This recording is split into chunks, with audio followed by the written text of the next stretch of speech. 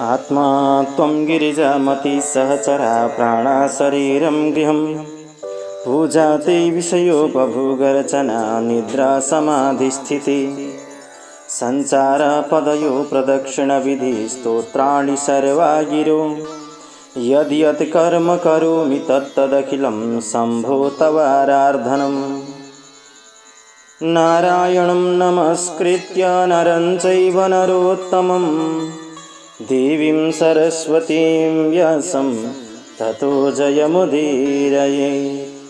गुरुर्ब्रह्मा गुरुर्विष्णु गुरुर्देवो महेश्वर गुरुर्साक्षात् परब्रह्म तस्मै श्री गुरवे नमः। अखण्डमण्डलाकारं व्याप्तवेन चराचरं तत्पदं दर्शितं येन तस्मै श्री गुरवे नमः। परम मंगलमय परात्पर अखिलेश्वर ब्रह्मांड नायक भगवान श्री पुरुषोत्तम को श्री चरण में कोटि कोटि नमन अर्पण गर्दछु। पुरुषोत्तम महीना को यो दिव्य पावन अवसर में सत्यमार्ग यूट्यूब चैनल को माध्यमबाट देश विदेश में छरिएर आफ्नो यो मन भगवान को चरण में लगाउँदै दिव्य नित्य निरंतर पुरुषोत्तम महीना को कथा श्रवण गर्नका निमित्त उपस्थित हुनुहुने ममतामयी भक्तिमती आमा दिदीबहिनीहरू, ज्ञान वैराग्य स्वरूप पिता दाजुभाइ, सम्पूर्ण श्रद्धालु भक्तजनहरूमा सर्वप्रथम म कार्यक्रम प्रस्तुता कृष्ण कोइराला को तर्फबाट जय श्री राधे जय श्री कृष्ण अर्पण गर्न चाहन्छु। दर्शक महानुभावहरू, हामीले हिजो 12 अध्यायको दिव्य कथा श्रवण गर्यौं, जसमा मेधावी ऋषिकी छोरी आर्सेले आफ्नो यो देहलाई त्याग गरिन्। त्याग गरिसकेपछि भगवान नारायणले नारदलाई बताउनुभयो, हे नारद, जसरी राजा दृढधनुवाले पुरुषोत्तम भगवान को सेवा व्रत पूजा गर्नाले मोक्ष प्राप्त गरेका थिए, त्यसरी नै आर्सेले पनि भगवान को दिव्य परमपद प्राप्त गरिन् भनेर बताउनुभयो। नारद भन्नुहुन्छ, हे भगवान, आज राजा दृढधनुवाले कसरी भगवान को धाम प्राप्त गरे अनि ऐश्वर्यहरू प्राप्त गरे, कसरी यो जीवनलाई धन्य बनाए, त्यो सुन्ने इच्छा छ। मन उता ऋषिहरू भन्नुभयो सुतजी महाराजलाई, प्रभु, सुत सुत महाभाग वदनो वदताम्बर दृढधनुवा कथं प्राप पुरुषोत्तम सेवना। भगवान, पुरुषोत्तम को सेवा गर्नाले दृढधनुव राजाले कसरी असल राज्य अनि छोरा नाति पनाति पतिव्रता स्त्री पाए त? योगीहरूले पनि कठिनले पाइने त्यस्तो दुर्लभ त्यो भगवान को लोक वैकुण्ठ धाम अन्तमा कसरी प्राप्त गरे? त्यो त साधु सन्त महापुरुषहरूले पनि प्राप्त गर्न सक्नुहुन्न। हजारौं वर्ष कठिन भन्दा कठिन तपस्या गर्दा पनि प्राप्त नहुने त्यो लोक कसरी प्राप्त गरे भन्दा आज सुतजी महाराज भन्नुहुन्छ, हे प्रभु, ऋषीश्वर हो, सुन्नुहोस्। सनातन मुनिर्विप्रा नारदाय पुरातनम् इतिहासमुवाचेमं स एव प्रोच्यते धुना। हे ब्राह्मण, सनातन मुनि नारायणले यो पुरातन यानी कि पुरानो इतिहास नारदलाई जुन इतिहास सुनाउनु भएको थियो, त्यही इतिहास म तपाईलाई सुनाउँछु। मैले मेरो गुरुको मुखबाट सकल पाप नाश गर्ने राजा दृढधनुवाको चरित्र जस्तो पढेको छु, हजुरलाई म त्यस्तै सुनाउँछु। हे नारद, तिमीलाई अब म गंगाले झैं पवित्र पार्नेवाला प्रसिद्ध भएको जुन कथा छ, जसरी अनेक प्रकारका पाप तापहरूलाई गंगामा स्नान गर्दाखेरि नाश हुन्छ, त्यसरी नै यो दिव्य कथालाई श्रवण गर्ने बित्तिकै सम्पूर्ण मानव देहमा रहेको पापहरू पनि नाश भएर जान्छ। कथा श्रवण गर्नाले मात्रै, अरु केही पनि गर्नु पर्दैन। अघि कुनै समयमा हैहय देशका रक्षक चित्रधर्मा भन्ने नामले प्रसिद्ध भएका बुद्धिमान अनि सत्य पराक्रमी, अन्याय गर्दै नगर्ने धन धान्य सम्पन्न राजा थिए। उनैको दृढधनुवा भन्ने नामले विख्यात अत्यन्त तेजस्वी छोरो थियो। त्यो छोरो सारा गुण अनि गणले सम्पन्न थियो। नारद साँचो बोल्ने, अत्यन्तै धर्मात्मा अनि मनभित्र छल कपट बिल्कुलै नराख्ने, कानसम्म पुगेका लाम्चा लाम्चा ठुल्ठुला आँखा भएको, छाती चौडा, मोटा मोटा पाखुरा, बडो तेजस्वी दृढ धनुवा आफ्नो गुण समूहका साथै बिस्तारै बढ्दै गयो। अनि गुरुकुलमा गएर त्यो चतुर दृढ धनुवाले प्रसन्नतापूर्वक अर्थात् गाह्रो नमानिकन गुरुले एकैपल्ट भन्दाखेरि पनि उसले याद गर्थ्यो। सम्पूर्ण शास्त्रहरू पढ्यो, बुझ्यो, व्याकरण आदि 6वटै वेदाङ्गका अनि 4 वेदहरू पढेछन् दृढ धनुवाले। र गुरुलाई दक्षिणा चढाएर अनि ती गुरुलाई विधिपूर्वक पूजा गरेर त्यसपछि गुरुको आज्ञा लिएर राजन ती बुद्धिमान दृढ धनुवा आफ्ना पिता चित्रधर्मको नगरमा गए। नगरवासीहरूको आँखालाई आनन्द दिलाउँदै जान्थे। चित्रधर्म पनि त्यो पुत्रलाई देखेर अत्यन्तै हर्षमा प्राप्त भयो, अर्थात् असाध्यै रमाएछन्। मन खुसी भयो, प्रसन्न भयो। यदि छोरो जवान छ भने, सम्पूर्ण धर्म जान्नेवाला छ भने, प्रजाहरूको पालनमा यानि कि सुरक्षामा समर्थ छ भने यसभन्दा बढेर यो सारा शून्य संसारमा अरू के चाहिन्छ? जहाँ पुत्रहरू सत्पुत्र हुन्, सुपुत्र हुन्, कुपुत्र कहिले पनि नहुन्। यदि सुपुत्र भयो, एउटै सन्तान सुपुत्र भए भने पनि जीवन धन्य बन्छ अनि कुल तर्नेछन्, कतै पनि दिक्कत हुनेवाला छैन।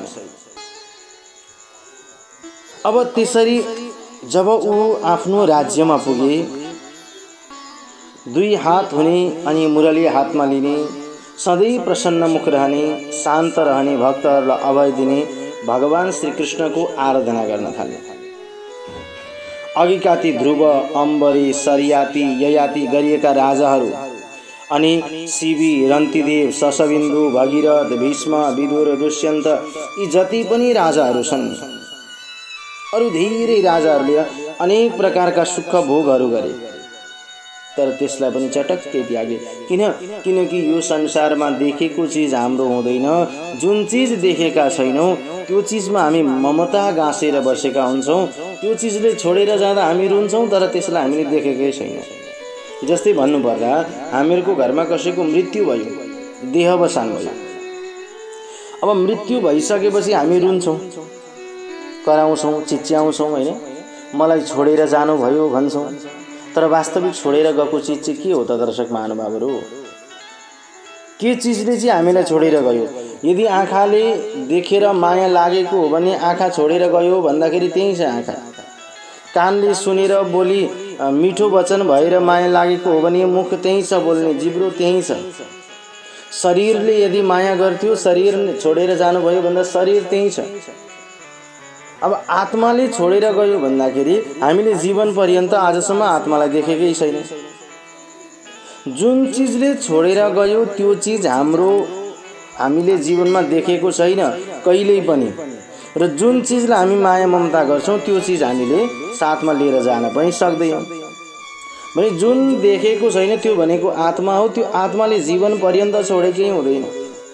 एउटाबाट अर्को, अर्कोबाट अर्को उसले परिवर्तन गरिरहन्छ। अब उनले आराधना गरे भगवान नारायणको, भगवान श्रीकृष्णको। भगवान भन्नुहुन्छ, हे नारद, यी सबै राजाहरूले जसरी त्याग गरे, यो घर संसार परिवार सबैलाई छोड्दै गए नि त। आखिर अन्तिम समयमा जति पनि ठुला ठुला चक्रवर्ती राजाहरू थिए तिनीहरूले पनि घरलाई त्यागे। किनकि घर गृहस्थीमा बस्न थाल्यो भने जीवन व्यर्थ हुने रहेछ। यसकारण मैले पनि अब यो धन सम्पत्ति, छोरा छोरी, स्नेह गरेर आसक्ति रूपी पासोलाई चट्टै छोडेर जानुपर्छ, भगवानको भजन गर्नु नै योग्य छ भनेर मनमा सोच्न थाले। निश्चय गरे सामर्थ्य भएको दृढ धनुवामा राज्यको भार सौंपेर आफू विरक्त भएर तुरन्तै पुलह ऋषिको आश्रममा गए दृढ धनुवाका बाबा।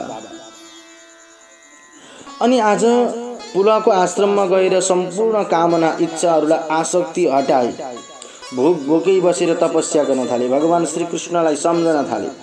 अब अर्को कुरो यहाँ के पनि बताउँछु भने म जीवनमा भोकै बसेर भगवानको भजन कीर्तन हुँदैन है। यो कुरोलाई एउटा हामीले याद गर्नुपर्छ। केही न केही चीज ग्रहण गर्नै पर्छ। जब हामी भोकै बस्न थाल्छौँ, भोकै भगवानको भजन गर्न थाल्यौँ भने यो मन पेटतिर लाग्छ, भगवानको भक्तितिर लाग्दैन। त्यसैले दृढ धनुवाका बाबाले पनि आफ्नो सम्पूर्ण चिजलाई त्यागेर पुलह ऋषिको आश्रममा गए, तपस्या गर्न थाले। हरेक धाममा जान्थे, चित्रधरमा। अनि राजा दृढ धनुवाले पनि आफ्नो पिताको वैष्णवी गतिलाई परमधाम गएको खबर सुने। पिता परमधाम भएको समाचार सुनेपछि हर्ष अनि पिताको वियोगले उब्जेको शोक दुवैले युक्त भएका राजा दृढ धनुवाले पितृभक्तिमा लागे। बाबुमा भक्ति राखेर विद्वान जनहरूको वचन सुन्न थाले। अनि उहाँहरूले भने अनुसार बाबुको ऊर्ध्वदेही कर्म दशगात्रादि कर्म पनि गराए। हर्ष शोक समाविष्टो यकारो ऊर्ध्वदेहिकम पितृभक्त्या महिपालो विद्वज्जन वचस्थित। विद्वतहरूको वचन, ब्राह्मण सन्त समाजको वचनलाई श्रवण गरेर पिताको ऊर्ध्वदेही कर्म गरे। किनकि हाम्रो संस्कार हो, यो शरीरलाई 3 प्रक्रियामा विभाजन गरेको छ। सन्त साधुहरूको मृत्यु भयो भने हामी गंगा आदि नदीमा बगाइदिन्छौँ। अब कसैले यो शरीरलाई खाल्डोमा पुर्छन्, कसैले यो शरीरलाई जलाएर तपाईको जुन अस्थि छ त्यो अस्थिलाई लगेर गंगामा बगाउँछन् या खाल्डोमा पुर्ने गर्छन्। यसरी 3टा प्रक्रिया हुन्छन्। जलायो भने खरानी भएर जान्छ, गंगामा बगायो भने कागो कुकुर गिद्ध इत्यादिले खान्छन्, माटोमा पुग्यो भने माटो नै हुन्छ। त्यहाँभन्दा बाहेक यो शरीरको कुनै पनि काम छैन, उपयोग छैन। मात्रै यति छ कि बाहिर छाला कसैको सेतो भयो, कसैको कालो भयो। दर्शक महानुभावहरू, किन त भन्दाखेरि चाट्लान काग कुकुरले भनी यहाँ छाला मडेको छ यो, काग कुकुरले चाट्छन् कि भनेर बाहिरबाट छाला लेपन गरिदिएको मात्रै हो। यो देहको शुद्ध राख्ने त आत्मालाई, अन्तरात्मालाई। अब त्यसपछि ती नीतिशास्त्रमा विशारद भनेका चतुर थिए। राजा दृढ धनुवाले अत्यन्तै राम्रो अनि पवित्र पुष्करावर्त नामको नगरमा राज्य गर्न थाले। शील स्वभाव, पृथ्वीमा रूपले अरूसँग तुलना गर्न नसकिने, राम्री गुण सुन्दरी नामकी विदर्भ राजकी छोरी ती राजाकी पत्नी थिए। अत्यन्तै राम्री पनि थिए, राजा पनि राम्रा थिए, चतुर पनि थिए, राम्रो बानी बेहोरा, 4वटा छोरा र सबै लक्षणले युक्त भएकी चारुमती नाम गरिएकी एउटी छोरी पनि थिए। चित्रबाघ, चित्रबाहु, मणिमान र चित्रकुण्डल नाम भएका ती सबै अत्यन्त सुर, आफ्ना आफ्ना छुट्टा छुट्टै नामले विख्यात थिए। सबैले आफ्नो आफ्नो कर्म गरे, आफूले नाम कमाए। र अर्को कुरो जीवनमा के पनि सोच्नुपर्छ भने दर्शक महानुभावहरू, हामीले कसैले नाम कमाइदिएर आफ्नो जीवन चल्दैन। हामी त के गर्छौं भने एउटा कुनै नेता मन्त्रीको पछि लाग्छौं र उसैको नाम बेच्दै बेच्दै जीवन चलाउँछौं। कुनै प्रतिष्ठित व्यक्तिको पछि लागेर उसैको नाम बेच्दै बेच्दै जीवन चलाउँछौं। त्यो हुँदैन। भगवानले जन्म दिनु भएको छ प्रत्येक व्यक्तिलाई, कर्म गर्ने अधिकार छ प्रत्येक व्यक्तिलाई, आफ्नो आफ्नो कर्म गर्नुपर्छ प्रत्येक व्यक्तिले।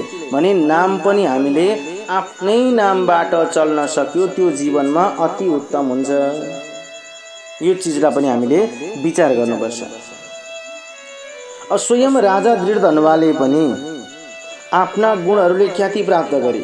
शान्त थिए, संयमी थिए, दृढ प्रतिज्ञावाला थिए, राम्रा गुणी, अत्यन्त सुरा, शोभायुक्त स्वभावले सुन्दर, चारै वेद व्याकरण, 6वटै अङ्ग जान्ने, बोलक्कड, धनुर्विद्यामा कुशल, अनि काम क्रोध लोभ मोह मद मात्सर्यलाई राम्रोसँग जितेका, शत्रुको समुदायलाई चिर्न सक्ने, पृथ्वी जस्तै सहनशील, समुद्र जस्तै गम्भीर। अब यहाँ हामीले अर्को कुरो के विचार गर्ने, मान्छेको स्वभाव कस्तो हुनुपर्छ? पहिलो कुरो, पृथ्वी जस्तै सहनशील। पृथ्वीमा हामी दिशा पिसाब यहीँ गर्छौँ, मलमूत्र त्याग यहीँ गर्छौँ, नराम्रा फोहोर चिज पनि यही पृथ्वीमा हामीले फ्याँक्छौँ। तर हामी यही पृथ्वीलाई फेरि धरती आमा भनेर पूजा गर्छौँ, हेर्नुहोस् है, तर पनि कुनै दिन हामीलाई पृथ्वीले यसो गर्यो बाबु भनेर कहिल्यै भन्दिनन्। किनकि ऊ सहनशील छिन्। समुद्र जस्तै गम्भीर, समुद्रमा जतिसुकै पानी परोस् या घटोस्, समुद्रलाई कुनै पनि चिन्ता हुँदैन। हो, मान्छेको जीवनमा पनि कहिलेकाहीँ सम्मान प्राप्त होला, कहिलेकाहीँ अपमान मिल्ला। अब सम्मान मिल्यो भन्दैमा खुसीले गदगद हुने, अपमान गर्यो भन्दैमा रिसाले चुर भएर बस्न हुँदैन। अनि समान व्यवहार गर्नुपर्छ। प्रसन्नतामा शङ्कर महादेव जस्तै सधैँभरि प्रसन्न भएर बस्नु। यदि रिस उठिहाल्यो भने एकै क्षणको लागि, क्षणे तुष्टा क्षणे रुष्टा, तुष्टा रुष्टा क्षणे क्षणे, एकैछिनमा रिसाउने, एकैछिनमा खुसी हुने। भगवान भोले बाबाको स्वभाव कस्तो छ? त्यही भएर त आशुतोष भन्छ हैन? किनकि भगवान भोले बाबा एकछिन रिसाउनुहुन्छ, एकछिनमा खुसी हुनुहुन्छ। अनि त्यसरी पत्नी व्रता धर्म पालन गरेका मानौ अर्कै रामचन्द्र हुन्थे। जसरी भगवान श्री रामले पत्नी व्रता पालन गर्नुभयो, एक पत्नी व्रत धारण गर्नुभयो, त्यस्तै यिनले पनि एकै पत्नी व्रत धारण गरेर जीवनयापन गर्न थाले। उग्र पराक्रम थियो यीसँग, धर्मात्मा थिए। दोस्रो कार्तवीर्य जस्तै, सहस्र अर्जुन जस्तै थिए। भगवान नारायण भन्नुहुन्छ, हे नारद, एकदा निशिसुप्तस्य चिन्तासेतस्य भूपते अहोयं वैभव केन पुण्येन महता भवत। अब एक दिन राति राजा दृढधनुव सुतिरहेका थिए। मनमा अनेक प्रकारका तर्क वितर्कहरू आए। हाम्रो जीवनमा आउँछन्, तर फरक यहाँ के भयो? अहोयम वैभव केन पुण्येन महता भवत। राजा दृढधनुवमा अनि हामीमा फरक यहाँ अन्तर मात्रै अलिकति रह्यो। राजा दृढधनुवले के भने अहो, यो वैभव, यो ऐश्वर्य, यो धन दौलत, राज्य, महल, पद, प्रतिष्ठा, सम्मान मलाई कहाँबाट आयो? न मया च तपस्तप्तं न दत्तं न हुतं क्वचित कमिदं परिपृच्छामि मम भाग्यस्य कारणम। हेर, न मैले तपस्या गरेको छु, न त मैले कहीँ गएर दान गरेको छु, न मैले कुनै यज्ञ यज्ञादिमा नै गएर संकल्प गरेर यज्ञ गरेको छु। मैले केही काम गरेको छैन, कुनै तपस्या गरेको छैन, कुनै देवी देवताको पूजा गरेको छैन, कतै दान धर्म गरेको छैन भने मलाई यो यति धेरै सम्पत्ति, यो ऐश्वर्य, यो मान सम्मान, राजा हुने योग कहाँबाट आयो त? राजा दृढधनुवलाई यो चिन्ता पर्यो। तर हामीलाई चिन्ता के पर्छ दर्शक महानुभावहरू? मैले किन कमाइन? के भएर मैले कमाउन सकिनँ? हेर मेरो छिमेकीलाई, उसले कति चाँडै यति ठुलो धन सम्पत्ति हात लाग्यो। के गरेर कमायो त्यसले त्यत्रो पैसा? के गर्छ? उसको काम के छ? म पनि त्यही गर्छु भनेर हामी उसले गरेकै कामतिर हामी लाग्छौँ। यो कहिले सोच्दैनौँ कि मेरो भित्र जीवनमा, मेरो भित्र मनमा कुन चिजको भाग्यले साथ दिन्छ। हरेक व्यक्तिको जीवनमा हरेक एउटा भाग्य हुन्छ। यो होइन कोही पाइलट भयो भने हामी पनि पाइलट हुन्छौँ भन्ने छैन, कोही डाक्टर भयो भने हामी पनि डाक्टर हुन्छौँ भन्ने छैन। दर्शक महानुभावहरू, कि प्रत्येक व्यक्तिको जीवनमा एउटा एउटा फरक फरक तरिकाको ऊ भित्र रहेको ज्ञान हुन्छ। त्यो ज्ञानलाई चाहिँ आफूले चिन्न सक्नुपर्छ है। सबभन्दा ठुलो कुरो त्यो ज्ञानलाई आफूले चिन्न सक्नुपर्छ। के ट्यालेन्ट छ त म भित्र? कुन ज्ञान म भित्र धेरै छ? हो, त्यो ज्ञान आफूले बुझ्न सक्नुपर्छ। हामी सोच्छौँ मलाई सम्पत्ति किन भएन, हातमा पैसा किन अडिएन, मैले किन कमाउन सकिनँ, यो सोच्छौँ। तर राजा दृढधनुवले के सोचे? मैले यत्रो धेरै सम्पत्ति कहाँबाट कमाएँ, मैले के गरेँ? यस्तै यस्ता अनेक प्रकारका तर्क वितर्क कुतर्कहरू आयो। रातभरि राजालाई निन्द्रा लागेन। सम्पत्ति मैले कहाँबाट कमाएँ, कसरी आयो, मलाई यो पुण्य कसरी प्राप्त भयो, राजामा कसरी भयो भनेर सोचेर नै उनलाई निन्द्रा लागेन। हामीलाई पनि निन्द्रा लाग्दैन हो, तर फरक छ, हामीलाई सम्पत्ति कमाउन सकिएन भनेर निन्द्रा लाग्दैन, राजालाई यति धेरै सम्पत्ति कहाँबाट आयो भनेर निन्द्रा लागेन। दर्शक महानुभावहरू, भोलिपल्ट बिहान भयो। ब्रह्म मुहूर्तमै उठे, विधिपूर्वक स्नान गरे, उदाउँदै गरेको सूर्यलाई नमस्कार गरे, जल चढाए अनि पूजा गरे। मन्दिरमा गएर देवताहरूको पूजा गरे, ब्राह्मणहरूलाई विविध प्रकारको दान दिए अनि घोडामा चढे। त्यसपछि शिकार खेल्ने इच्छाले वनमा गए। धेरै मृगहरू, बँदेल, चितुवा, बाघ, अनेक प्रकारका जनावरहरू थिए त्यहाँनिर। अनि कतिलाई बाण प्रहार गर्न थाले राजा दृढधनुवाले। अनि जब बाण लाग्यो कुनैलाई भने त्यसको खुन चुहिन्थ्यो, त्यो खुनलाई नै पछ्याउँदै हिँडे। त्यसपछि मृगलाई बाण प्रहार गरे, मृगलाई बाण लाग्यो अनि पछि लागे। यतिकैमा त्यो घाइते मृग कुनै झाडीमा गयो, लुक्यो। राजा त्यही वनमा बसे, मृग खोज्दै खोज्दै भड्किन थालेछ। प्यासले व्याकुल भयो। राजाले समुद्रको समान एउटा तलाउ देखे, त्यहाँ तुरन्त गएर पानी पिए। अब मनलाई शान्त गर्नुभयो, किनकि तिर्खा लागेको छ, घाँटी अवरुद्ध भएको छ। अनि ततो ददर्शन्यग्रोदं धनत्सायं महातरुं तज्जटायां निबध्यास्वं निससाद महीपतिः। त्यो घना बाक्लो जङ्गलमा, चारैतिरबाट जङ्गलै जङ्गल भएको त्यो बीचमा त्यहाँ बाक्लो छाया भएको बरको ठुलो रुख देखे। त्यस रुखको जट्टै जरामा घोडालाई बाँधे राजा पनि त्यहीँ बसेछन्।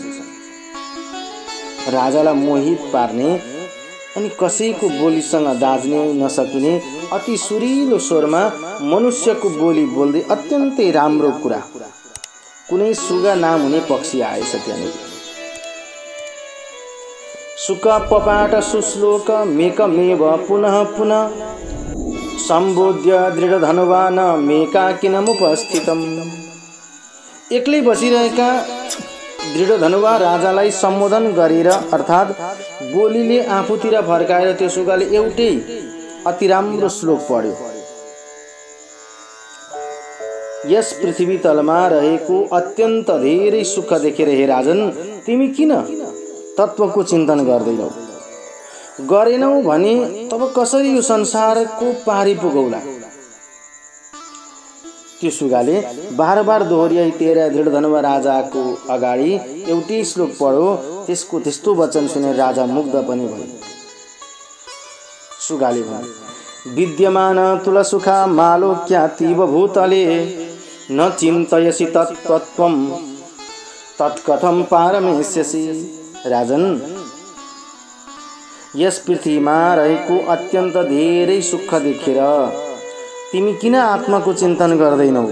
यदि तिमीले आत्माको चिन्तन गरेनौ भने कसरी तिमीले त्यो पारी पुग्न सक्छौ भवसागर तरेर?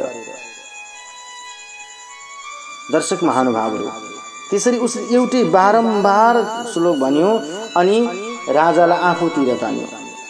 जटाभित्र रहेको नरिवललाई झैँ पाउन कठिन यो रहस्यले भरिएको बुझ्नै नसकिने एउटै श्लोकलाई बारम्बार पढेर यो सुगाले के भनेको? आखिर के यो श्रीकृष्ण द्वैपायनको छोरो श्रेष्ठ सुख नै त होइन?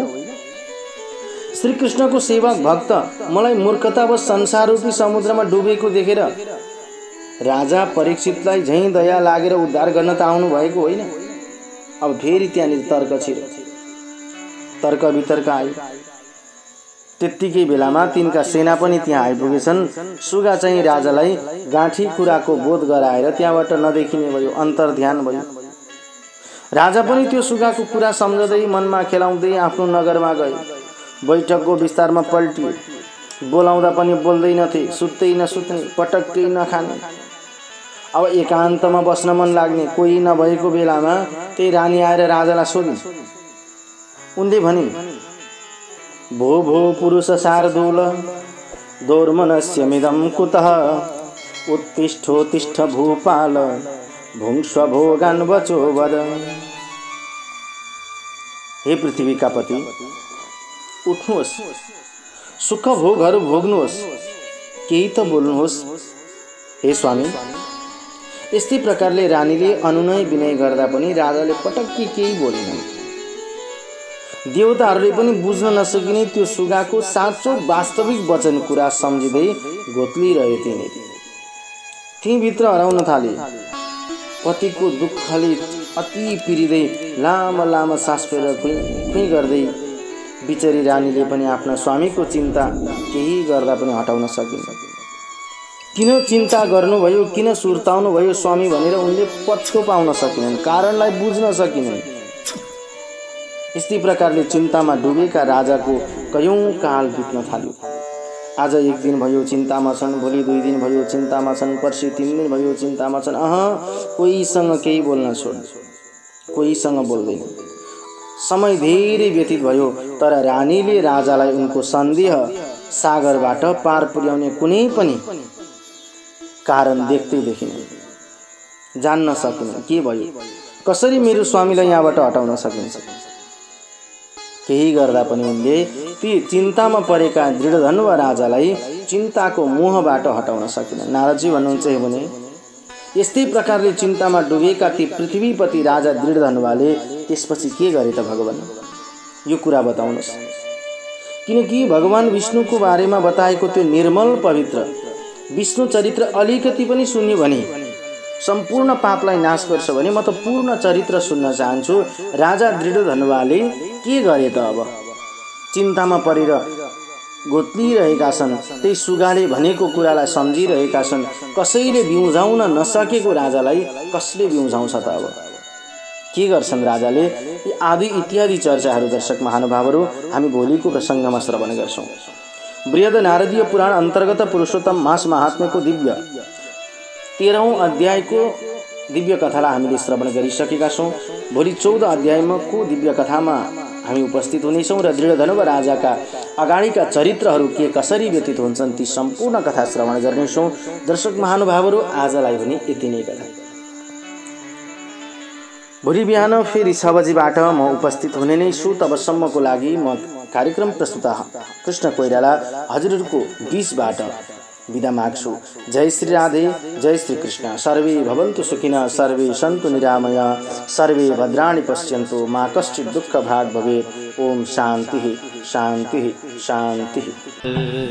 आफ्नै दर्शन, आफ्नै धर्म र आफ्नै संस्कृति, सधैँ एक कदम अगाडि सत्य मार्ग।